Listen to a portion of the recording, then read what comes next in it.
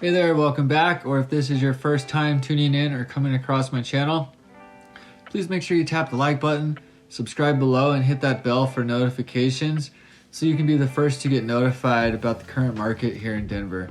Hey, I'm Doug Sutton, your favorite Denver realtor, and I'm a licensed broker here in the state of Colorado. I love making these videos to share with you every week, but I'd love even more to help you out with your real estate needs. So if you're thinking about making a move in the next 9 days or 90 days, be sure to reach out. You can give me a call, shoot me a text, or send me an email, and I'd be happy to help you make a smooth move here in Denver. All right, here's 9 myths, home buying myths you need to stop believing immediately. So you think you're finally ready to make the jump from renter to homeowner. Awesome, congratulations. In this exciting but admittedly scary time, you might be inclined to turn to friends or family for advice, especially if they own homes. But beware, dear home buyer of the future. Those close to you may not be the experts you think they are. You could be getting bad but well-intentioned advice without even knowing it. So I'm here to bust the most common misconceptions about buying a home so that you can do this thing the right way, because that's what I do. So myth number 1, the first step is looking for a home. So you just want to get a feel for the neighborhood. You want to have something in mind before you sit down with a realtor like myself. I mean, you're not really seriously looking, are you, right? But stop right there. Even if you think you're just browsing, you run the risk of getting your heart set on something only to have it broken. You might be viewing homes that are in a higher or lower price range than what you are qualified for, and you don't want to fall in love with something that you can't afford. Browsing is always fun, but when it comes to serious home buying work, you need to make sure your credit is in top-notch shape before you get started, for real. Also, don't forget to get pre-approved for a mortgage before you embark on your home buying journey. This will help determine what your budget is, but also look at your monthly expenses. Lenders don't take all of that into consideration when they qualify you. They look at the minimum due on your credit cards, not the entire balance due, and things like daycare don't show up as an expense. So don't use your lender pre-qual as the only means for your budget and approval. I made a video about that a little while back, so you can go check that out if you got some time. Myth number 2, 30-year mortgage is the best option. If you think that the longer you agree to invest in your home, the cheaper the mortgage payments will be, think again. Most people opt for a 30-year fixed rate mortgage, and for valid reason. Monthly payments for a 30-year fixed rate mortgage are lower than its 15-year counterpart. But consider this, you could end up paying more during the life of the loan if you pick the 30-year option instead of the 15-year mortgage. That's because essentially with a 30-year loan, you're borrowing the same amount of money for twice as long at a higher interest rate. The 30-year mortgage isn't for everyone. If you're more focused on paying down the house versus the interest, a 15-year option is a great one.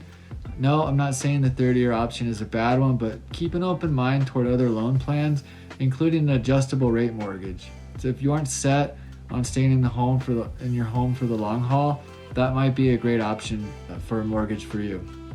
Sure, 20% down payment is ideal if you want to avoid that pesky private mortgage insurance, otherwise known as PMI, but many lenders will be glad to offer up a home loan with 10 or 5% down as long as you're willing to foot the monthly bill for the PMI. Or you can skip the conventional loan and head over to the Federal Housing Administration for a government-backed loan with only 3.5% down if you qualify. In fact, there are thousands of options for down payment assistance, and while many programs are geared toward low-income home buyers, you don't have to be.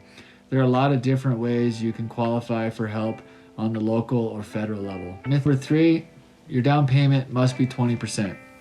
Sure, 20% down payment is ideal if you want to avoid that pesky private mortgage insurance, otherwise known as PMI, but many lenders will be glad to offer up a home loan with 10 or 5% down as long as you're willing to foot the monthly bill for the PMI.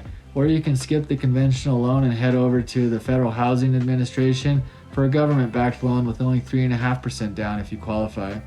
In fact, there are thousands of options for down payment assistance, and while many programs are geared toward low-income home buyers, you don't have to be.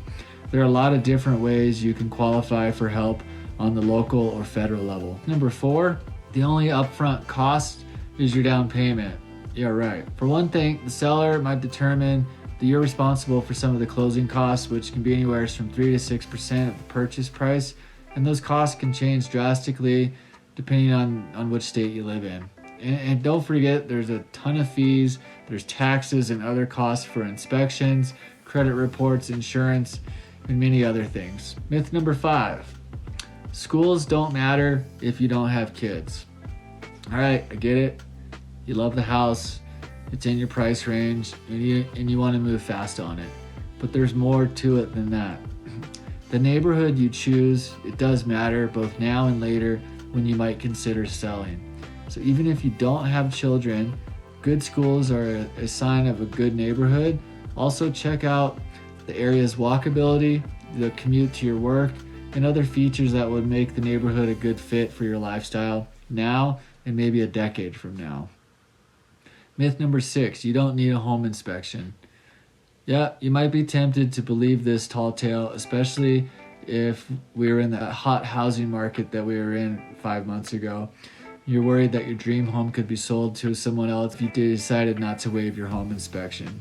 But beware, because sellers are banking on you skipping this crucial steps. It means you're buying the home as is, including any and all problems that come with it. And sometimes those problems aren't exactly visible. So just spend the extra money for a really good, thorough home inspection, because in the long run, it can save you a lot of money and time. Myth number 7, winter is the worst time to buy a home. Imagine you finally put together the right amount of money you need for a down payment for your new home. But by the time this happens, the seasons have changed. A common myth is that you should never buy a home during winter, that it's better to wait for spring or summer when the weather is much nicer. But really, this isn't true. While it might be better and nicer to house hunt in the spring and summer, winter is actually a great time to buy because there are higher chances of getting a deal and seller concessions. Remember, many people aren't buying homes during this time, so you can negotiate better price and terms. Winter is often tougher for sellers, and many just want to simply offload the property and move on. They're also more likely to accept your offer and not even wait to see if more bids come in. Apart from a good deal, you can also see how well the house holds up during the rough weather. A home can reveal a lot of secrets during bad weather. This is even a better time to conduct a home inspection, since some problems are more prominent in winter. If these issues prove to be too much, you can skip this purchase and find a better house to buy. Myth number 8, you don't need a real estate agent. So you may think that you can do this home buying thing solo. After all, it's what the internet's for, right? Well, this is where I tell you to resist the urge to DIY your first home purchase and find a realtor instead. We're pros who bring expertise to the table, everything from negotiating to turbocharged searching power. Yes, we have tools to see stuff that you can't. So trust me, realtors help more than you think. There are a lot of moving parts to each transaction, and there's a lot of money at stake, so don't try and do this by yourself.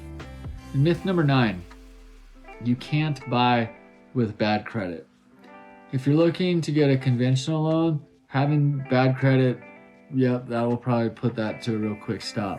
But an FHA loan requires only 3.5% down, and borrowers with low credit scores, even under 600, can qualify. So keep in mind, though FHA loans may look great at first, they definitely aren't for everyone. So just make sure you check that out. Well, so now after watching this video, you are smarter.